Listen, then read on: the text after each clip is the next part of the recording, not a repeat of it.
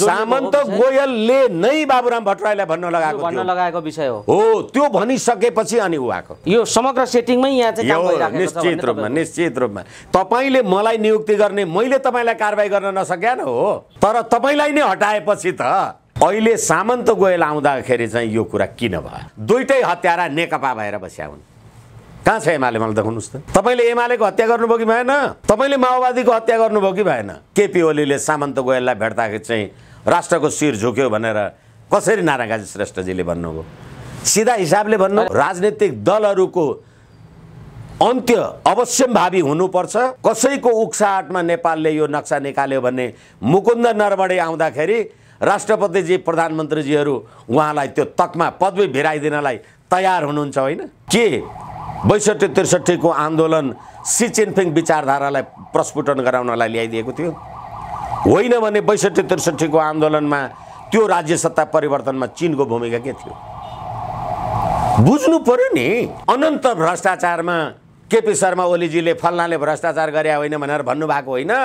यी पात्र र प्रवृत्ति भनेका भ्रष्ट र अपराधी, ज्यानमारा र हत्यारा र बलात्कारी भन्दा बाहेक त अरू बाँकी रहेन। यो कम्युनिस्टको सरकार जति भ्रष्ट कोही देख्नु भएको छ तपाईले? सम्प्रभुताको रक्षा गर्नु पर्यो भने सत्ता जस्तो सुकै पनि आउन सक्छ र आउनु पर्छ। नेपाली कांग्रेस कुरै नगर्नुस्, 9 अर्बको नेपाली कांग्रेस फेरि अब यिनीहरू कुनै विकल्पै हुन सक्छ। भारतको निर्णायकत्व नेपाल कम्युनिस्ट भित्र प्रष्ट छ भन्ने कुरा देखियो। गणतन्त्रात्मक राज्य व्यवस्थाको तत्कालको अन्त्यको अवसानको लक्षण हो। 15 गते बिहीबार गोर्खामा बाबुराम भट्टराईजीले त्यो भन्नुभयो। ठ्याक्कै 20औं दिनको दिन सामन्त गोयल आएर जे कुरा भन्नुभयो त्यसले गर्दाखेरि सत्ताधारी पार्टी यो बुरी हालमा पुग्यो। यो संयोग होइन, यो स्ट्राटेजी हो। अहिले माओवादी देशमा खोजेर पाइँदैन, छैन। माओवाद कहाँ गयो? कोही पनि हो भानु छैन। यो राज्य व्यवस्था, यो राज्य प्रणाली नेपाली जनताको असन्तुष्टिको त चरम सीमा भयो। यो राज्य व्यवस्था कसका लागि ठिक भयो त? अब आदरणीय दर्शक श्रोता, पछिल्लो विकसित घटनाक्रममाथि केन्द्रित रहेर कुराकानी गर्नका निम्ति राजनीतिक विश्लेषक वरिष्ठ अधिवक्ता विष्णु भट्टराई हामीसँग साथमा हुनुहुन्छ। विष्णु सर, स्वागत छ यहाँलाई। हजुर, धन्यवाद, नमस्ते। सामन्त गोयल हजुर जो रका प्रमुख हुन्, उनी सिधै बालबाटार छिरे, त्यस पछाडि नेकपाभित्रको गतिरोध अहिले यहाँ पुग्यो भन्ने अनुमानहरू भएका छन्। रको रिएक्सन देखिएको हो नेकपाभित्र? रको रिएक्सन नेकपाभित्र होइन कि नेपालको समग्र राजनीतिमा रको पहुँच नभएको अथवा भारतीय शक्तिको पहुँच नभएको कुनै ठाउँ नै छैन जहाँसम्म मलाई लाग्छ। अहिले पछिल्लो घटनाक्रमलाई लिएर हालाकि जे कुरा सार्वजनिक भए त्यही कुरा आम संसारले भन्ने कुरा आफ्नो ठाउँमा छ, तर मेरो विश्लेषण के हो भने सामन्त गोयलजी अस्ति 5 गते नेपाल आउनुभन्दा अगाडि भदौको 15 गते यो देशका भूतपूर्व प्रधानमन्त्री बाबुराम भट्टराईजीले बुढी गण्डकी परियोजनामा वर्तमान र भूतपूर्व 3वटा प्रधानमन्त्रीले 9 अर्ब भ्रष्टाचार गर्नुभएको छ, त्यसको प्रमाण मसँग छ भन्नुभयो। र उहाँले त्यो कुरा भनिसकेपछि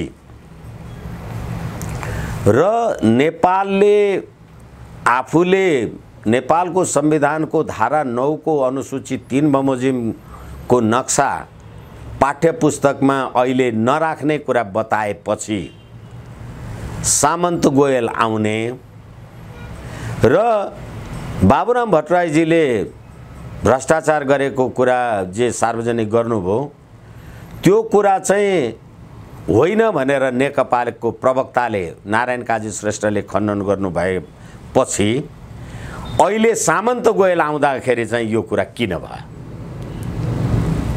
हामीले यो कुरालाई यसरी प्रासङ्गिक रूपमा हेर्यौं भने यसको निरन्तरता बुझ्न सकिन्छ। र नेपालमा अहिले त सामन्त गोयल देखिएर आउनुभयो, होइन भने त एउटा खुफिया एजेन्सीको मान्छे यसरी सार्वजनिक रूपमा जहाज चार्टर गरेर आउने कुरा त हुँदैन, गोप्य रूपमा आउने कुरा हुन्छ। त्यसकारणले गर्दाखेरि अहिले नेपालको राजनीतिक तहमा अस्ति पनि सत्ताधारी दलभित्रको द्वन्द्वमा मलाई भारतले प्रधानमन्त्री पदबाट निकाल्न लाग्यो भनेर केपी ओलीजी भन्ने, अनि प्रचण्डजी चाहिँ होइन मैले निकाल्न लागेको हो भारतले होइन भनेर जुन भारतको डिफेन्ड गर्दै हुनुहुन्थ्यो। अहिले सामन्त गोयलले प्रधानमन्त्रीजीलाई भेटेको कुरामा प्रधानमन्त्रीजीकै पार्टीको प्रवक्ताले त्यसलाई कूटनीतिक मर्यादा आचार पार्टीको इज्जत प्रतिष्ठासँग गाँसेर जे कुरा प्रचार गर्नुभयो, यसले गर्दाखेरि वास्तवमा भारतको निर्णायकत्व नेपाल कम्युनिस्टभित्र प्रष्ट छ भन्ने कुरा देखियो। अब सामन्त गोयललाई भेटेकै कुराले पार्टीको विभाजन हुने कुराको प्रश्न जहाँसम्म छ, एउटा राजनीतिक दल मैले पहिले पनि भनेको छु, नेकपा माओवादी जसको नाउँ थियो, जसको नाउँमा 17,000 नेपाली जनता मारिए, उहाँहरू शासन सत्तामा पुगेपछि अहिलेसम्म पीडक पटक पटक राज्य सत्ताको दोहन गर्ने, तर पीडितले अहिलेसम्म केही नपाउने। तर नेपाली जनताले 2/3 बहुमत दिएर नेकपाको सरकार चाहिँ बन्यो भन्ने, तर स्वास्थ्य सङ्कट संविधानको धारा 35 बमोजिम जनताले निशुल्क स्वास्थ्य उपचार पाउने कुरामा पनि सरकार त्यो कुरा प्रदान गर्न नसक्ने र भ्रष्टाचारमा निर्लिप्त हुने भनेपछि बाबुराम भट्टराईजीले अस्ति भन्नुभएको कुराले गर्दा अब यो नेकपा भित्रको मात्रै होइन, यसले सत्यनिरूपण तथा मेलमिलाप आयोग जो चाहिँ द्वन्द्वकालमा अकथनीय मान्छेहरूलाई मारेको छ, जसमाथि युद्ध अपराध हुन सक्छ, इन्टरनेसनल क्रिमिनल कोर्ट अफ जस्टिसमा मुद्दा लाग्न सक्छन्, ती पीडकहरूलाई मुद्दा चलाउने काम कारबाही सत्यनिरूपण मेलमिलाप आयोगले गर्नुपर्छ। र त्यसै गरेर भ्रष्टाचारको अकुत देशका कम्युनिस्ट भनेका जति भ्रष्टाचारमा जति निर्लिप्त छन्, त्यसले गर्दाखेरि केपी ओलीजीको राज्य सत्ता चाहिँ त्यो पनि तलमाथि हुन्छ।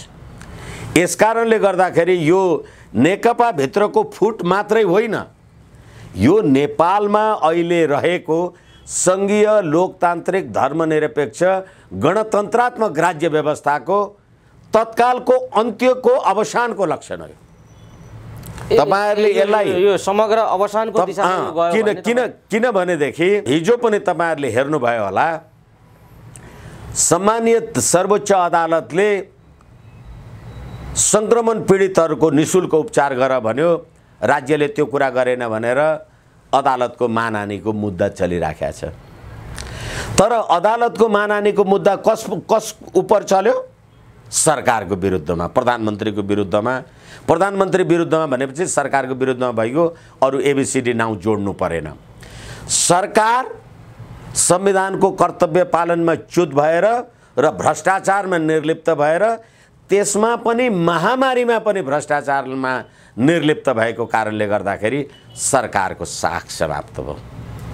अब 2/3 सरकार भनेको कहिले मन्त्री परिषद तलमाथि, कहिले राजदूतको कुरा तलमाथि, कहिले प्रदेश स्तरीय सरकारहरूको तलमाथिको कुराले गर्दाखेरि अब आफ्नो आफ्नो बाटो लाग्नुपर्छ भन्नुपर्दा एक थरीले केपी ओली शर्मा लगायतका मान्छेहरूलाई भ्रष्टाचारको बारेमा, अकथनीय भ्रष्टाचारको बारेमा कारबाही गर्नुपर्ने र अर्को थरी प्रचण्ड लगायतका मान्छेहरू जो सत्यनिरूपण तथा मेलमिलाप आयोग जसले 60,000 जसको विरुद्धमा सत्यनिरूपण मेलमिलाप आयोगमा उजुरी छ, त्यसै गरेर शेरबहादुर देउवा जो ऊ पनि आफू बुढी गण्डकी भ्रष्टाचारको दलदलमा फसेको छ र त्यो कुरा नेपालमा सामन्त गोयल आउनुभन्दा ठ्याक्कै 21 दिन, ठ्याक्कै 20 दिन, 15 गते बिहीबार गोर्खामा बाबुराम भट्टराईजीले त्यो भन्नुभयो, ठ्याक्कै 20औं दिनको दिन सामन्त गोयल आएर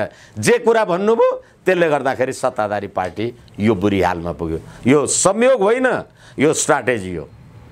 यसै कारण मैले सुरुमा हरेक पटक जहिले पनि तपाईहरुसँग कुरा गर्दाखेरि निवेदन गर्ने गरेको छु, यो सरकार, सत्ता र सम्प्रभुता, यो सरकार मात्रै जाँदै छैन, संघीय लोकतान्त्रिक गणतन्त्रात्मक राज्य सत्ता नै जाने विषय चाहिँ हो यो। यस कारणले गर्दाखेरि अब प्रचण्डजी र केपी ओलीजीको बिचमा तत्कालीन नेकपा एमाले, तत्कालीन नेकपा माओवादी र फेरि दुईटै नेपाली जनतालाई धोकाधडी। तपाईले माओवादीको नाउँमा 17,000 मान्छे मार्नुभयो, अहिले माओवादी देशमा खोजेर पाइँदैन, छैन माओवाद कहाँ गयो, ती 17,000 पीडितले कहाँ न्याय पाउँछन्।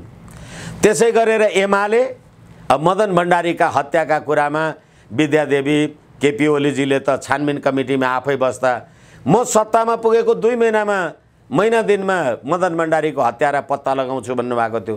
10औं वर्ष उहाँहरू राज्य सत्तामा बस्नुभयो भने यी सम्पूर्ण कुराले गर्दाखेरि कोही पनि हो भानु छैन यो राज्य व्यवस्था। विष्णु सर, ठ्याक्कै तपाईँलाई यहाँ रोकेर यो सत्ता जाने प्रक्रिया हो भनेर भन्दै गर्दाखेरि के छिमेकीहरू अब यो सङ्घीय लोकतान्त्रिक धर्मनिरपेक्ष गणतन्त्र नि कोल्याप्स गरिदिने पक्षमा गएका हुन्? किन भनेदेखि त्यो हो सङ्केत। यो एकछिनलाई मान्नुहोस्, त्यो देशभित्र पनि देश बाहिर पनि। किनभनेदेखि तपाईँले एकछिनलाई मान्नुहोस्, बाहिरको छिमेकीले नै 62-63 को आन्दोलनमा निर्णायकत्व आदि इत्यादि राखेको थियो भने पनि पटक पटक अहिले होला लिपुलेक लिम्पियाधुरा र कालापानीवाला कुरा हामीले दाबी छोड्ने, आम नेपाली जनताले दाबी छोड्ने प्रश्न होइन। तर लिपुलेक लिम्पियाधुरा र कालापानीका कुरामा केपी शर्मा ओलीजी प्रति भारतको जे व्यवहार भयो त्यो आफ्नो ठाउँमा छ। र BRI belt and road initiative Rasuwa Kerung Kathmandu रेलमार्ग गर्दाखेरि जसरी चाहिँ अमेरिकीहरू यो सरकारसँग रुष्ट भयो होला त्यो कुरा तपाईँको जग जाहेर छ। र जसरी तपाईँले MCC पास गर्छु भनेर भन्नुभयो त्यसले गर्दा चिनियाहरू तपाईँसँग कसरी रुष्ट हुनुभयो होला त्यो पनि जग जाहेर छ। भनेपछि यो राज्य प्रणाली नेपाली जनताको असन्तुष्टिको त चरम सीमा भयो। यही अवस्थामा कति मान्छेहरू खान बाबा तपाईँले पार्लियामेन्टको बालबालिका महिला बालबालिका तथा ज्येष्ठ नागरिक कमिटीमा यो देशका गृहमन्त्रीले भनेको सुन्नु भएन?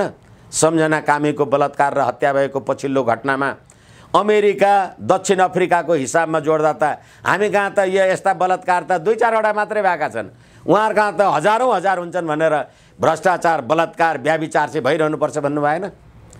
यो राज्य व्यवस्था कसका लागि ठिक भयो त अब? र अहिले एउटा तत्कालीन प्रधानमन्त्रीले बहालवाला र अर्को बाँकी 2वटा प्रधानमन्त्रीलाई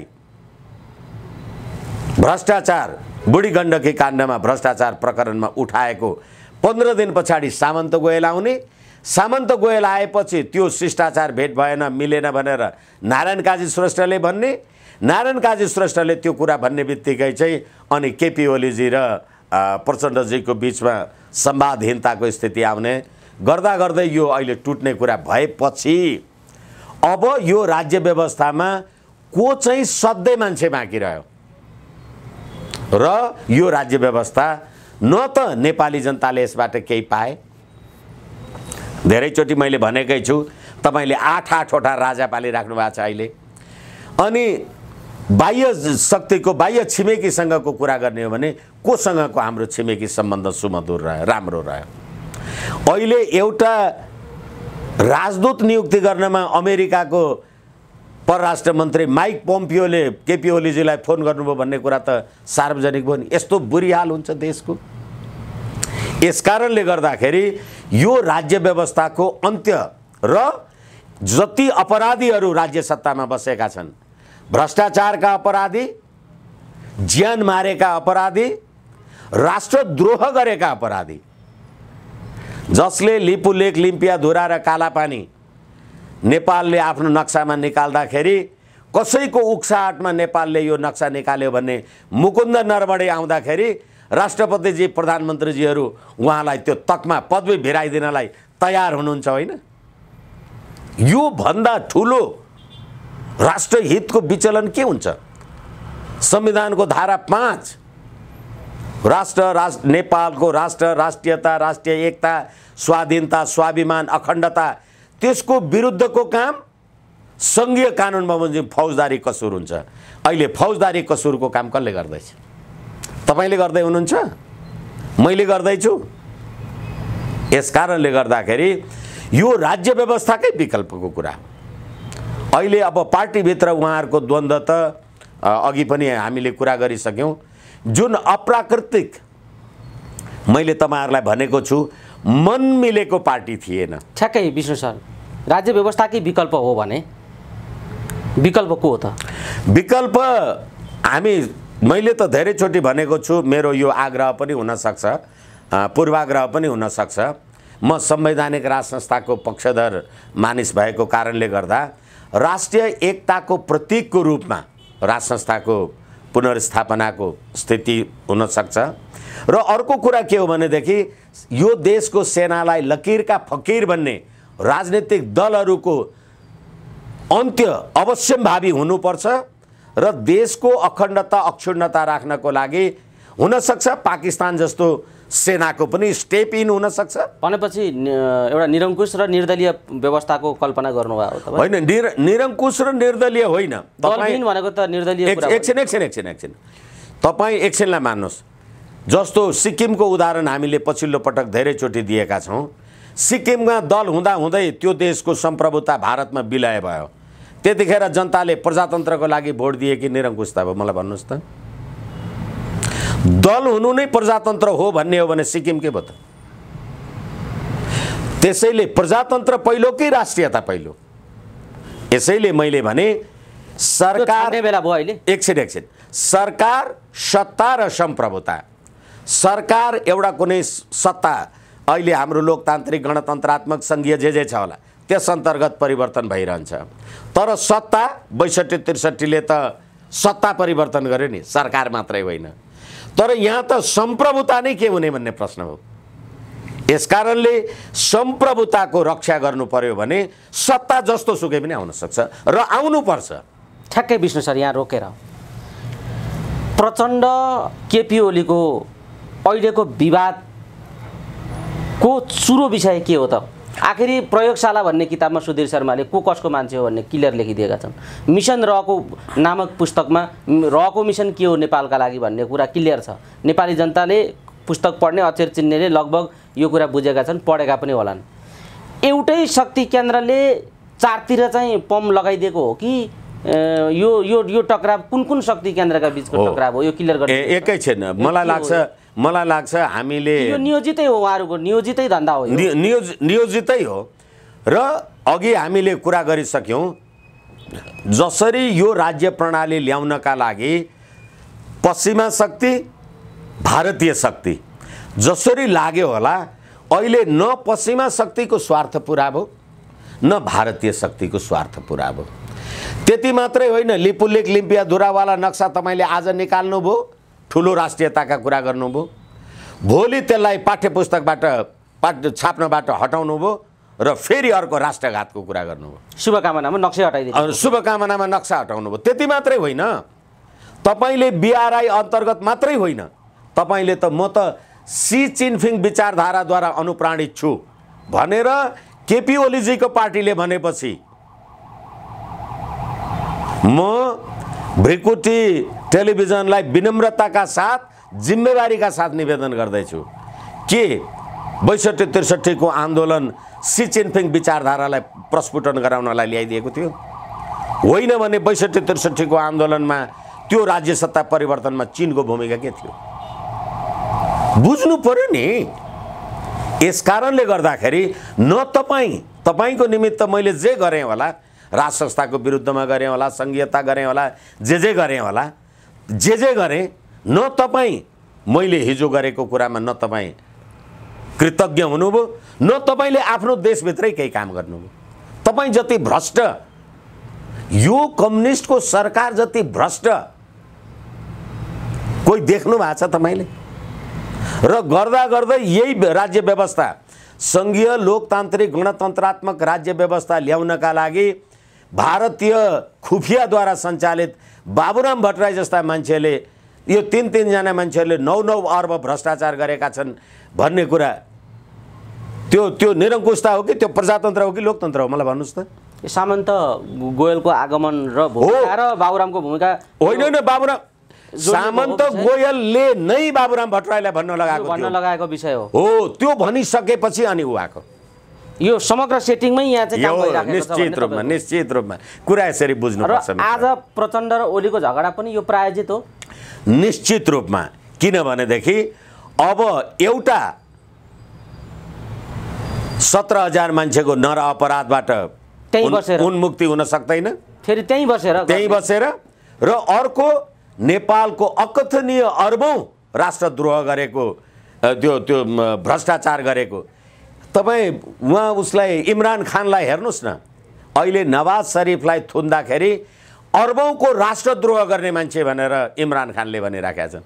अहिले खर्बौं भ्रष्टाचार कसले गरेछ? यही बेला नेपाली कांग्रेस सडक आन्दोलनमा जाने नेपाली कांग्रेस कुरै नगर्नुस्, 9 अर्बको नेपाली कांग्रेस फेरि अब यिनीहरू कुनै विकल्पै हुन सक्दैन। वाइड बडीमा कति खर्बको कांग्रेस हो त्यो फेरि तपसिलमा अर्को छँदैछ विष्णु सर। तर अहिले जो कांग्रेसले पनि यही बेला ट्याक्कै भूमिका सुरु गरेको गिरिजा प्रसाद कोइरालाका कुरादेखि लिएर अब तपाईहरुले निरंकुशता भन्नुहुन्छ अथवा अंकुशता भन्नुहुन्छ, जे भन्नुहोस्, पञ्चायतले बनाएका त्यत्रा सारा उद्योग धन्दा कल कारखाना फ्याक्ट्री इन्डस्ट्री, अहिले हेर्नुहोस् तपाईँ इलेक्ट्रिक कार ल्याउने अरे अनि कोनी के बस चलाउने अरे, एउटा ट्रली बस अहिलेसम्म चलाउन सक्नु भएको छ, त्यो सम्पूर्ण बेचेर खाने कांग्रेस होइन भने। अनि यो भ्रष्टाचारमा कांग्रेस चाहिँ बाँकी हुन्छ? विष्णु सर ठ्याक्कै यहाँ रोकेर अब समग्र राजनीतिक दल र तिनको नेतृत्व चाहिँ दुर्घटनामा पुग्ने कुरा क्लियरै हो। दुर्घटनामा होइन, तपाईले अपराध गरेको सजाय, no accident, that was offence, that was crime, त्यो अपराध थियो, सजाय भोग्नुपर्छ। यो सजाय दुर्घटना होइन, यो सजाय हुन्छ, यो सजाय हुनुपर्छ र त्यसको लक्षण हो। ठ्याक्कै अब यसका सजाय हुने प्रक्रिया सुरु भएकै हो यदि साँच्चै भने कस्ता कस्ता सिम्टम अगाडि आउन सक्छ बताइदिनुस् त। यसै कारणले एकछिनलाई मान्नुस् न, चित्र कस्तो देख्दै हुनुहुन्छ? होइन, हामीले अख्तियार दुरुपयोग अनुसन्धान आयोग हेरेका छौँ, त्यो त्यसको अर्थ भएन, नेपाली जनताले बुझिसके त्यो। एकछिन, अख्तियार दुरुपयोग ठिक छ, त्यहाँको पात्र र प्रवृत्ति पो भएन त, नीति र सिद्धान्त त भ्रष्टहरूलाई कारबाही गर्नुपर्छ त, ठिक छ भन्ने नि हो त्यो हो। तपाईले मलाई नियुक्ति गर्ने, मैले तपाईलाई कारबाही गर्न नसक्यान हो, तर तपाईलाई नै हटाएपछि त, त्यसकारणले गर्दा त्यसो त सत्य निरूपण तथा मेलमिलाप आयोग पनि त यही सरकारले बनाएको हो नि। किनभने म त अन्तर्राष्ट्रिय अपराध अदालत हेग जान पाएँ भनेदेखि त ठुलो हिरो हुन्छु भनेर प्रचण्डले भने होइन। गएको माघ 1 गते अब हिरो हुने बाटो खुल्छ, माघ 1 गते 5,000 मान्छे मैले मारेको हुँ भने होइन, उहाँले सार्वजनिक रूपमा भने हो। अनि अब अहिले उहाँले होइन भने पनि गरेकै हो। अब अहिले गोकुल बाँसकोटा, विष्णु पौडेल लगायतका, ललिता निवास लगायतका, प्रिन्टिङ प्रेस खरिद लगायतका, वाइट बडी खरिद लगायतका अनन्त भ्रष्टाचारमा केपी शर्मा ओलीजीले फल्नाले भ्रष्टाचार गरे होइन भनेर भन्नुभएको होइन। यस कारणले गर्दाखेरि तपाईँ कसलाई चाहिँ हजुर अबको चित्र बताइदिनु हो। यसै कारणले गर्दा मैले अघि भने, हुनसक्छ अघि हामीले पाकिस्तानको कुरा गऱ्यौँ, सेनाको स्टेप इन पनि हुनसक्छ।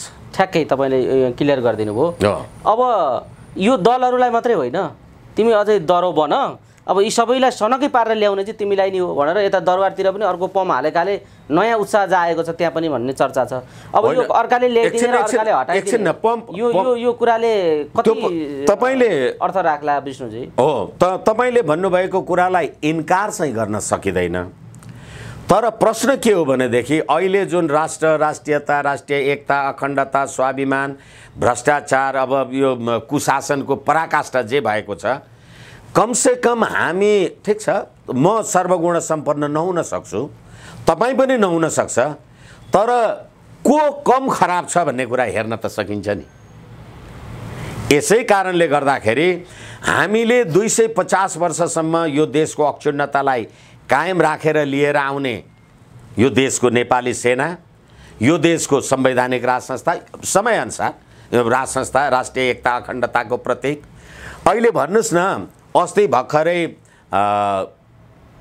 हाम्रो संवैधानिक परिषद सम्बन्धी अध्यादेश आउँदाखेरि राजा वीरेन्द्रले त संसदले पारित गरेको नागरिकता ऐन, नागरिकता विधेयकलाई लालमोहर लगाएन नि, सर्वोच्च अदालतलाई सोधे।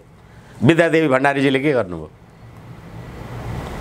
रुखमाङ्गत कटुवाललाई हटाउने कुराको निर्णय राष्ट्रपति तत्कालीन प्रधानमन्त्री पुष्पकमल दाहालजीले गर्नुभयो नि, तर रामवरण यादवजीले त मान्नु भएन। किन मान्नु भएन? उहाँले के भन्नुभयो भने म भैँसी चराएर आएको भैँसी गोठालो, भैँसी नै चराउन जान्छु, तर यो कुरा गर्दिनँ। अनि राष्ट्रपति भएको मान्छे त 5 वर्ष पछाडि भैँसी गोठालो भैँसी नै चराउन जाँदो रहेछ। अनि राजा भएको मान्छे चाहिँ म मरे पनि देश बाँचोस् भन्दो रहेछ नि। के चाहिँ चाहियो त? देखियो के प्रमाणले, कागजले, व्यवहारले, परिबन्धले, परिस्थितिले। होइन, जनताले धेरै कुरा बुझेकै छन्। एकैछिन एउटा कुरा तपाईँलाई यहीँ रोकेर म सोधौँ। हजुर, एउटा कुरा बताइदिनुहोस्, यो भड्खालो यो राजनीतिक दल यो व्यवस्थाले तयार गर्यो कि शक्ति केन्द्रले खाडल खनिदिए? यो बताइदिनुहोस् न। हो, शक्ति केन्द्र व्यवस्था बिना तपाईँ, हामीले धेरैचोटि कुरा गरेका छौँ, पात्र, प्रवृत्ति र प्रणाली। पात्र र प्रवृत्ति को हो? यिनै होइनन्। 62-63 को आन्दोलन अगाडि त्यो संविधानलाई पनि सर्वोच्च संविधान भन्ने यिनै पात्र र प्रवृत्ति होइनन्। हामीले सधैँभरि प्रणालीमा दोष देख्यौँ, पात्र र प्रवृत्तिमा दोष देखेनौँ। अब यी पात्र र प्रवृत्ति भनेका भ्रष्ट र अपराधी, ज्यानमारा र हत्यारा र बलात्कारी भन्दा बाहेक त अरू बाँकी रहेन। अब बलात्कारी, हत्यारा, ज्यानमाराको पनि जसरी रौतहटमा त्यो उसको के अरे नेपाली काङ्ग्रेसको मोहम्मद आफ्ताब आलमको अपराध जसरी 12 वर्ष पछाडि करायो, उहाँहरूको पनि अब अपराध गराउँछ। त्यसैले सम्प्रभुता भने मैले, सरकार, सत्ता र सम्प्रभुता। सम्प्रभुताले छोड्ने कुरा भएन। सत्ता आउँछ जान्छ, सरकार आउँछ जान्छ। होइन, एउटा आश्चर्य लाग्दो कुरा चाहिँ विष्णु सर, ठिक छ, सत्ता आउँछ जान्छ, रूपान्तरण हुन्छ, प्रक्रिया हुन्छ, जसको शक्ति उसको भक्ति पनि देखियो। समग्रमा त्यो होला, एउटा प्रक्रिया होला, गति लिएला समयले, समाजले, राजनीतिले निरन्तर एउटा प्रक्रियामा बग्ला। त्यो ठिक छ, तपसिलमा त्यो छँदैछ। आगामी दिनमा यी चित्रहरू देखिन्छन्। तर यो विचित्र लाग्दो घटना चाहिँ आफ्नै पार्टी कार्यको मिटिङमा आफ्नै कार्यकर्ताले आफ्नै कार्यकर्ता मार्छ। नेकपामा मारो नै कारबाही हुँदैन। माथि अध्यक्षहरूको यो चरित्र छ, तल त्यस्तो देखिन्छ भनेपछि अब यो चाहिँ के काटामा र एउटा हिंसाकै बाटोमा जाने सङ्केत हो यो? होइन, तपाईँ कहाँबाट आउनुभयो? तपाईँ वेद पढेर, गीता पढेर जनताको अभिमतबाट आउनुभयो कि मान्छे मारेर आउनुभयो? र मैले तपाईँलाई धेरैचोटि निवेदन गरेको छु, तपाईँको मत मिलेको, मन मिलेको होइन, एक। र अर्को कुरा के हो भने राज्य सत्ता भनेको एउटाले अर्काको अन्त्य नगरिकन आफूले त्यसमा प्राप्त गरिने कुरा होइन। 2, अझै अर्को तेस्रो कुरा म तपाईँलाई भनौँ, तपाईँको निकट रहेका सारा भ्रष्टहरू चाहिँ घुरी घुरी राज्य सत्तामा आउने, अनि मेरो विरुद्धमा चाहिँ जहिले पनि सत्य निरूपण मेलमिलाप आयोगमा उजुरी छ, तिमीहरू त हत्यारा ज्यानमारा पो हो भनेर मलाई चाहिँ किनारा लगाइराख्ने गरिसकेपछि यो पार्टी मिलेको थियो र भने एउटाले एमालेको हत्या गर्यो, एउटाले माओवादीको हत्या गर्यो। आज पनि तल बैठकमा त्यही देखियो। एकैछिन म निवेदन गरौँ, एक लाइन। एउटाले एमालेको हत्या गरेर आयो, अर्कोले माओवादीको हत्या गरेर आयो। दुईटै हत्यारा नेकपा भएर बस्या हुन्। कहाँ छ एमाले? मलाई देखाउनुहोस् त। तपाईँले एमालेको हत्या गर्नुभयो कि भएन? तपाईँले माओवादीको हत्या गर्नुभयो कि भएन? अनि भ्रष्टाचार गरेको कुरामा होइन भनेर भन्ने नारायण काजी श्रेष्ठ अनि केपी ओलीले सामन्त गोयललाई भेट्दाखेरि चाहिँ राष्ट्रको शिर झुक्यो भनेर कसरी नारायण काजी श्रेष्ठजीले भन्नुभयो? सिधा हिसाबले भन्नुभयो। प्रचण्डजीहरू सबै नै भनिरहेछन्, भीम रावलजीहरू भनिरहेछन्। होइन, एकैछिन मैले यति मात्रै भन्न खोजेको, त्यही प्रवक्ता 2 दिन अगाडि तपाईँलाई डिफेन्ड गर्छ, त्यही प्रवक्ता 2 दिन पछाडि तपाईँलाई किन त्यसो भन्छ? त्यसो मात्रै मैले। यसै कारण यो पार्टी एक भएकै होइन। अब विष्णु सर, यो पार्टी एकता भएको हो कि होइन भन्ने विषय पनि रहेन। अब 2/3 छ, सरकार चलाउनु भएकै छ, सरकारको यो रमिता देखिएकै छ। जाँदा जाँदै आम दर्शक श्रोताहरूलाई के भन्न चाहनुहुन्छ? जाँदा जाँदै आम दर्शक श्रोताहरूलाई ठिक छ, नेपाली जनताले पटक पटक जुन राजनीतिक परिवर्तन, आन्दोलन, क्रान्ति हामीले गऱ्यौँ भन्थे, यो पछिल्लो पटक गरेको आन्दोलनको क्रान्तिको कारणले मुलुकको सम्प्रभुता नै खतरामा पर्ने कुरा देखिन लागेको अवस्थामा जनतालाई 47 सालको राज्य प्रणालीलाई युग सापेक्ष रूपबाट अगाडि लिएर जानुपर्छ भन्ने हार्दिक निवेदन गर्न चाहन्छु। अरू दैवको मर्जी। धन्यवाद समय दिनुभयो। यो महत्त्वपूर्ण समय र संवादका लागि यहाँलाई धेरै धेरै धन्यवाद दिन चाहन्छु। ठिकै छ, मलाई पनि मेरो कुरा राख्ने अवसर दिनुभयो। हामी भन्ने गर्छौँ आत्माको जात हुँदैन, विद्याको राजा ज्ञान हो। हाम्रा ऋषि महर्षि तपस्वी राजा रामचन्द्र लगायतकाहरू पनि उहाँहरू पनि कर्मले महान हुनुभयो। हामी सबैलाई कर्म गर्ने ज्ञान प्राप्त होस्। हस्, धन्यवाद। धन्यवाद।